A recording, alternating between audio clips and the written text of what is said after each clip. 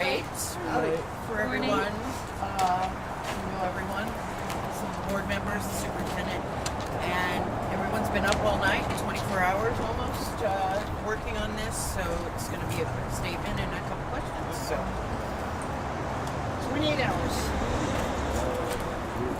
Sorry. It is still morning. All right. Yeah. Good evening, good morning, good afternoon. I want to thank everybody for coming out today. Just want to kind of just address some of the issues that have been swirling around as of this morning. I wanted to be clear that our board did not reject the whole proposal, and there was not a tentative agreement in place. The bargaining teams were working on a package settlement proposal for the last 24 hours. Our PPS bargaining teams brought a conceptual proposal to the three board members at the bargaining table for our consideration. There were many positive parts of the proposal that addressed planning time, COLA, health and safety, and mental health supports.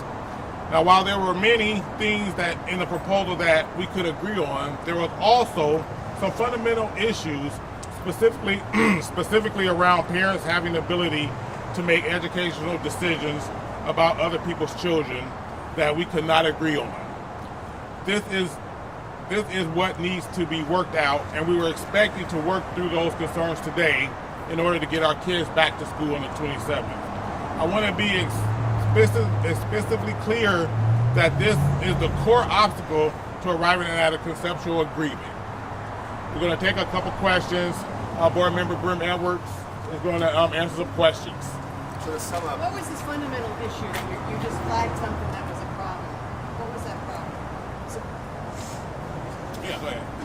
So there was a committee that was set up, and from the school district's perspective, we were interested in having that committee operate at the school level if there were parents on it. And the way it was constructed is it could have had parents making decisions about other people's children. So for example, if you had a child who was on an IEP or had a mental health issue, that potentially other parents might have access to that information.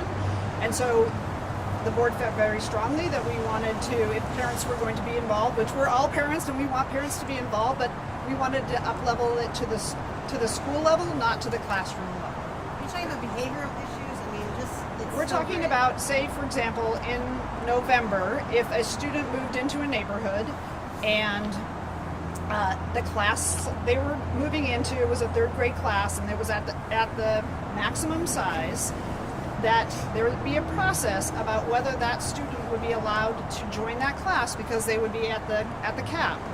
And so this class size committee would be looking at various remedies, and it could range anything from adding an educational assistant, adding a teacher, creating a blend, or adding the child to the class, which would put them over the cap. And the concern was it might be parents might have access then to information about a student that would make them either want them to be in that class, or maybe not, just depending on the current class composition. And we're just not comfortable with parents making decisions for other people's children, and really feel that's a responsibility of the principal, and the committee would be the principal, another administrator, and two teachers, which we feel that's the right level of decision making.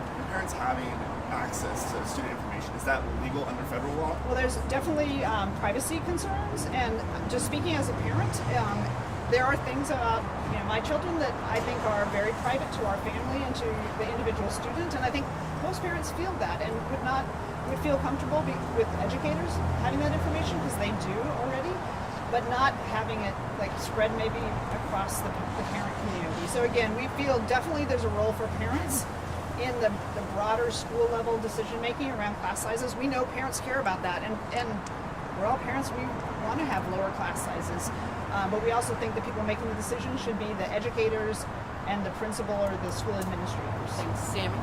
Can you speak to this disconnect, please? How is it that the union thinks that there was an agreed upon package, and CPS that there wasn't an agreed upon package, and there was communication somewhere along the way? I'm not sure, because my understanding is that both sides needed to take the package back to their teams. So we were sitting maybe 50 feet apart, but in a separate room. And so when they reached a point where we think this could be something we should take back and talk to the board members here, so we couldn't have a quorum, so there were only 3 board members here, and we talked about the package, and we talked about our concern about three separate pieces. One was the parents having classroom level decision making on other people's kids. The second was the reentry plan. We feel very strongly that students should have all their instructional days made up as another part of ending the strike. And the third was, it was a really big financial package.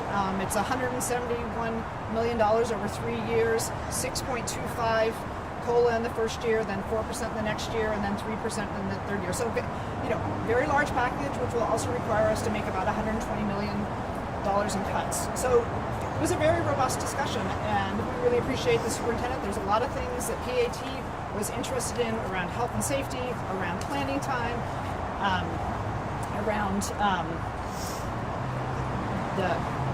health and safety in the buildings. And so we feel like they got a lot of things, and they also got a very significant COLA. And on the flip side, the district has some things that were priorities, and we feel as superintendent and the other people at the bargaining table for PPS did a really good job. But there were still some outstanding issues that we wanted to talk about. We feel a deal is very close still. Let's speak. Has there been an update on the threshold proposals on Friday? The two sides were very apart in those formulas that they proposed. Are you talking about the overages? Yes. I believe the overages. We went back to the current. We went back to the current status. Okay, so that's no longer a consideration. It wasn't an issue that had been resolved. Again, we have a limited pot of money, and we are going to have to make some cuts. And so the conversation with the Portland Association of Teachers of what was most valuable to them, and for them, messaging out was a very large COLA in the first year, which we put most of our resources into that. And then have there been additional conversations with the state over the weekend? The state's been very clear they're not going to be providing any additional resources. When you say a deal is close, does Last that question. mean that it's going to be done by the end of the day, or done by tomorrow, or done by the end of the week? I mean, it's important to know because kids are going to be potentially back in the classroom next Absolutely. week. We know parents are really concerned. We know teachers want to get back in the classroom.